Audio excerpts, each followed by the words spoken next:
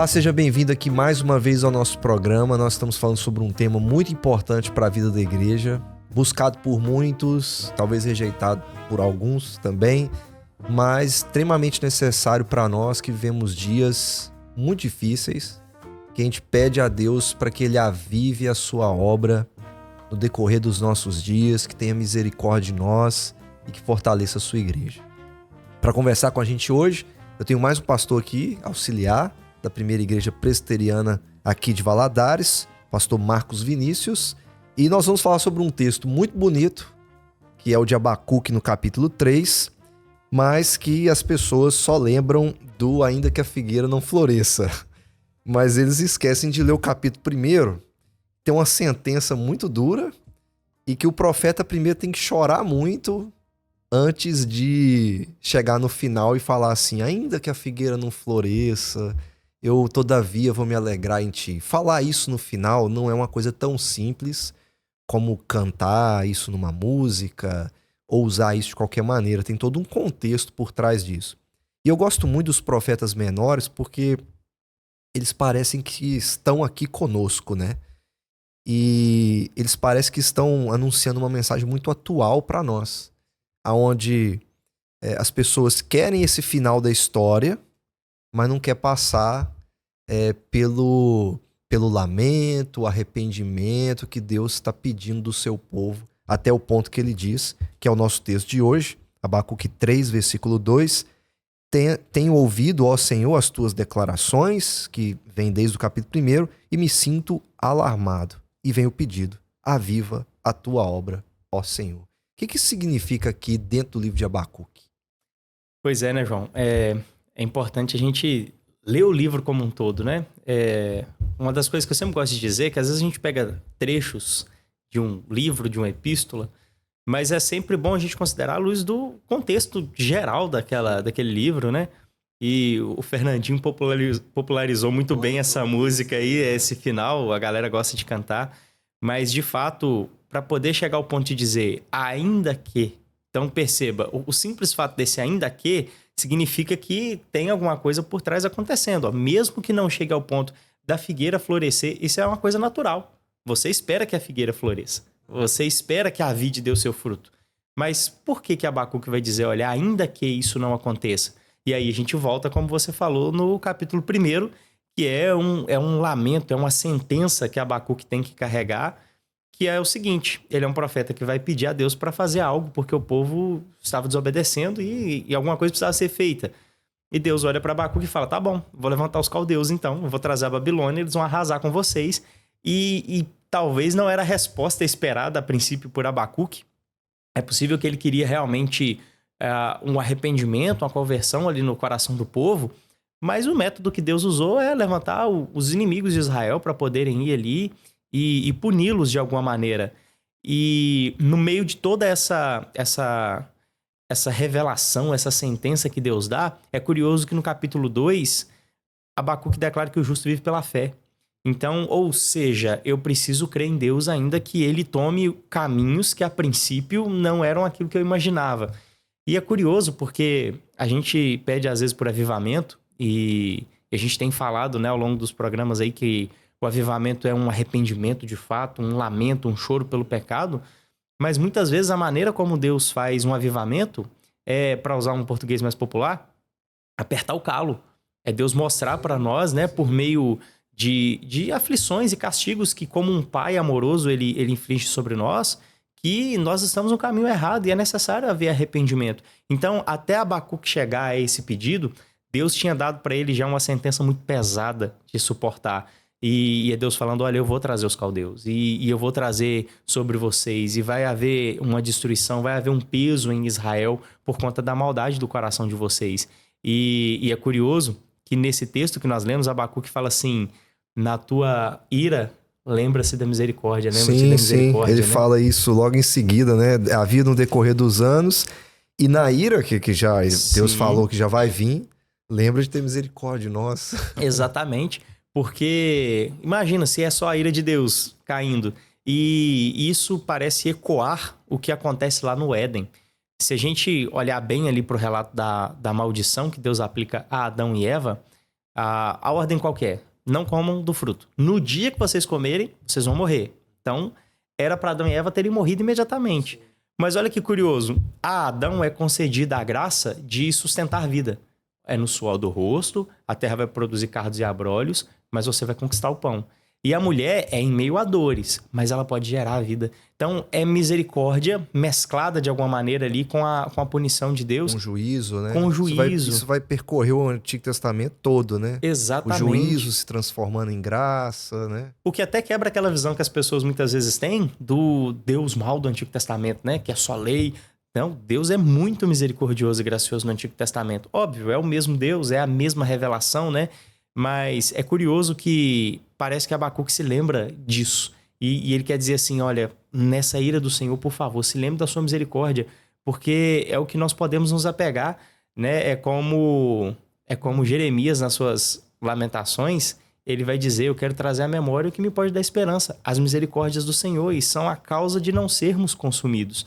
Então, quando Abacuque vai chegar a esse ponto, ele quer se apegar às misericórdias de Deus. E aí entra esse pedido dele por avivamento. Olha, Senhor, desperta em nós um coração novo, desperta em nós esse arrependimento, mas lembra da misericórdia do Senhor. Não aperta muito o calo, porque senão nós não suportamos.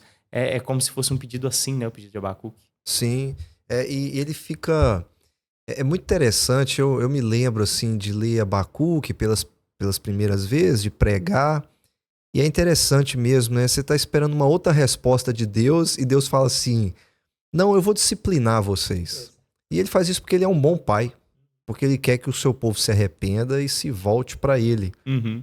E às vezes eu fico vendo as pessoas pedindo por avivamento, e é muito melhor que a gente tenha só o final da história, né? Que é aquela coisa assim...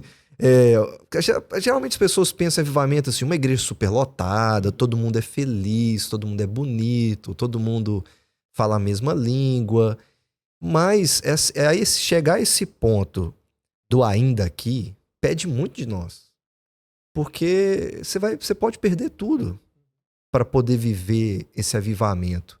Isso é muito comum no nosso meio hoje. Pessoas que só querem o final da história, mas não querem viver esse momento de talvez ser disciplinado, ser corrigido por Deus e entender que Deus está fazendo isso para o nosso bem. Sim.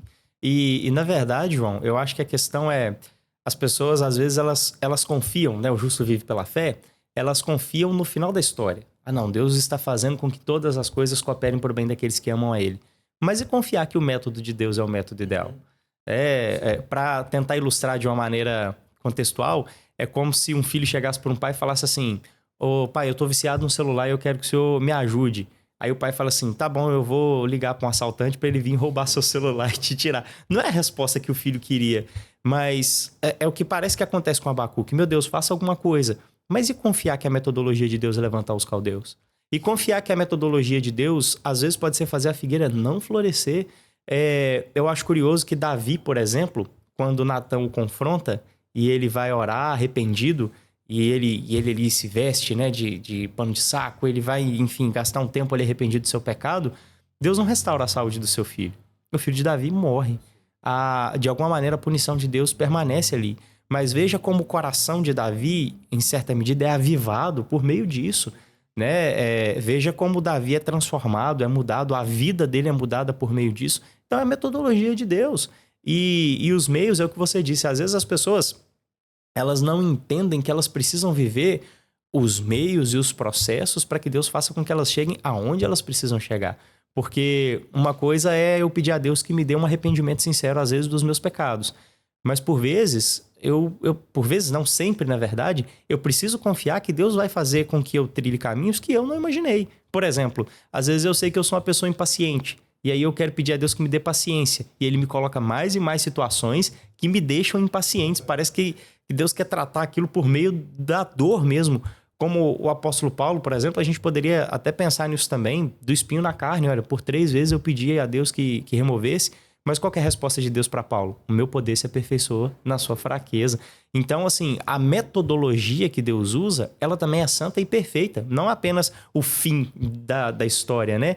E aí eu preciso crer nisso demais, eu preciso confiar nisso demais, para poder falar, olha, ainda que as coisas não sejam como eu imagine, ainda que a figueira não floresça, ainda que a vide não dê o seu fruto, aí vem a conclusão: eu esperarei no Senhor. Ainda que nada disso aconteça, eu vou esperar no Senhor, porque o Senhor é tudo que eu tenho, né? Isso é um avivamento de verdade. É entender que ainda que Deus me tire tudo, o que Ele não pode tirar é a presença dEle. Eu posso perder tudo, mas se eu não perder a presença de Deus, então aí existe um avivamento de verdade, né? Sim. É bonito demais esse final de Abacuque.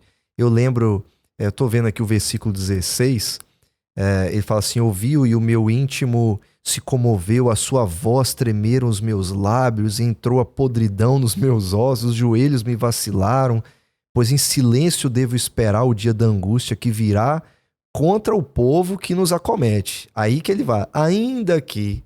Então tem todo um contexto aqui. Eu lembro muito do pastor Assis Sproul falando nesse texto sobre a santidade de Deus, e ele cita Abacuque aqui, né? Ele faz um gesto no vídeo assim, ele põe a mão na boca e fala: eu não vou falar nada. Tipo assim, eu vou aceitar a sua metodologia, vou me submeter a ela. Isso é um sinal de submissão, até mesmo de arrependimento, né? De se submeter a uma disciplina de Deus, para que então ele possa experimentar a melhor coisa de todas, né? Que é eu vou esperar pelo Senhor, eu vou me alegrar no Senhor, eu vou exultar no Senhor. E ele fala aqui: no Deus da minha salvação. No fim das contas, existe esse avivamento, né? Que ele está pedindo lá: aviva-nos, né? Aviva a tua obra. No fim das contas, parece que leva tudo. A gente já falou sobre isso aqui: a glória de Deus, a fama de Deus, mas também esse deleite e exultação na salvação de Deus. E ele fala: o Senhor, Deus é a minha fortaleza. Então começa com um profeta alarmado, talvez até meio sacudido por tudo isso, e termina com um profeta chamando de o Senhor é a sua fortaleza. O avivamento, no fim das contas, parece sempre apontar para a glória de Deus e a nossa dependência contínua dele, né? Sim. Como isso foge ao padrão, ao estereótipo de avivamento que às vezes a gente tem, que é toda aquela excitação, aquele alvoroço, né? Não, um avivamento é quando uma igreja avivada, a gente até usa essa expressão, o pessoal vai falar em língua, enfim. E não, às vezes o avivamento de Deus é ou ele falando que vai tomar um outro rumo, como esse caso, você imagina, Abacuque agora tem que conviver com o fato de que vai vir uma sentença da parte de Deus. E ele tem que aceitar isso e crer na bondade de Deus, ainda que isso venha acontecer. Mas também, às vezes, quando Deus não fala nada. Quando Deus simplesmente não nos responde da maneira que a gente quer, e por meio disso, o nosso coração entende o que é esse deleite que você falou no Senhor. É eu entender que às vezes Deus não vai fazer o que eu quero, da maneira que eu quero. Deus não vai me dar um dom extraordinário, que eu não vou ter uma visão no meu quarto, eu não vou ver um anjo, eu não vou rodopiar, eu não vou subir ao terceiro céu, enfim. Essas coisas não vão acontecer e não necessariamente significam que Deus não avivou algo no meu coração. Muito pelo contrário. Às vezes eu não vou ter nenhum tipo de experiência extraordinária. Às vezes as coisas vão acontecer da forma mais ordinária possível. Mas esse deleite no Senhor, o fato de entender que eu tenho tudo que eu preciso. A porção da minha herança é o Senhor, sabe? Ele me deu o que tinha de mais valioso, que foi o filho dele morrendo no meu lugar, para me garantir a vida eterna com ele, e ter esse prazer no Senhor, isso vai contra muitas vezes esse estereótipo que a gente tem, né? Sim. Do que é um avivamento verdadeiramente. Sim, até a gente falou isso no primeiro programa, a gente comentou aqui sobre livros que a gente já leu sobre avivamento, e cada um leu um livro preferido, né? Eu lembro de ter lido um livreto do Augusto Nicodemos, de um avivamento na África do Sul, e quando você lê, a gente tem que tomar cuidado também para não ler e pensar assim: nossa, agora eu vou pregar e cego vai começar a enxergar. E às vezes nem a coisa extraordinária nem vai acontecer. Abacuque fala aqui que ele se entregou ao silêncio e devo esperar. Sim. Então não é uma grande coisa, o silêncio não é uma grande coisa. Sim. Mas é um avivamento, né? Na verdade, até, se eu não me engano, no final do capítulo 1 ali, ou final do capítulo 2, onde diz que o Senhor está sentado no seu trono, cálice diante dele toda a terra, né? O final do capítulo 2, apontando para essa ideia do silêncio, né? Olha, o Senhor está executando uma obra. Ele está no seu governo. Não se cale. Cale-se diante dele toda a terra. Mas é curioso esse fato que você falou e cita nesse livreto do Augustus. Recentemente a gente teve também aquele caso nos Estados Unidos, naquela Sim, na universidade, né? Eu não me lembro onde era agora exatamente o lugar. Mas é curioso que aí vão surgindo padrões. E aí, daqui a pouco, isso se tornou padrão de avivamento. Então, quando é que eu sei que vai ter um avivamento, por exemplo, na minha igreja? Quando a minha igreja passar 40 dias orando, tendo um culto ininterrupto, a gente vai, parece que, pegando padrões de avivamento. E eu achei curioso, eu tava pensando nisso hoje. E eu achei legal na parte da liderança que eles souberam a hora de acabar. Porque começou a virar popular. Aí o negócio começou a ficar pop. Aí, tipo assim, não, gente, peraí. Isso aqui não é sobre a gente. A gente tem que parar. E o avivamento tem disso, né? Ele começa, mas ele tem hora pra acabar também. Esses movimentos, como foi nessa universidade, né? Sim, eu creio que tem a ver com ações específicas de Deus para poder despertar o seu povo para algo, para um arrependimento, para a proclamação do evangelho, né? Como foi falado aqui sobre a questão de Atos 2 também. Ali foi algo muito específico para uma proclamação do evangelho naquele momento, derramamento do Espírito naquele momento. Então, é como se Deus tivesse ações pontuais, acho que podemos dizer assim. E repito, a gente não pode pegar um padrão e falar, tem que ser sempre dessa maneira. Deus só vai avivar o povo dele a partir disso aqui, ou por meio de língua estranha, ou por meio de um período longo de jejum no meio de um povo. Não, Deus vai despertar os corações de maneiras muito particulares da maneira como ele vai fazer. O que a gente não pode fugir é do que é o avivamento de acordo com as Escrituras.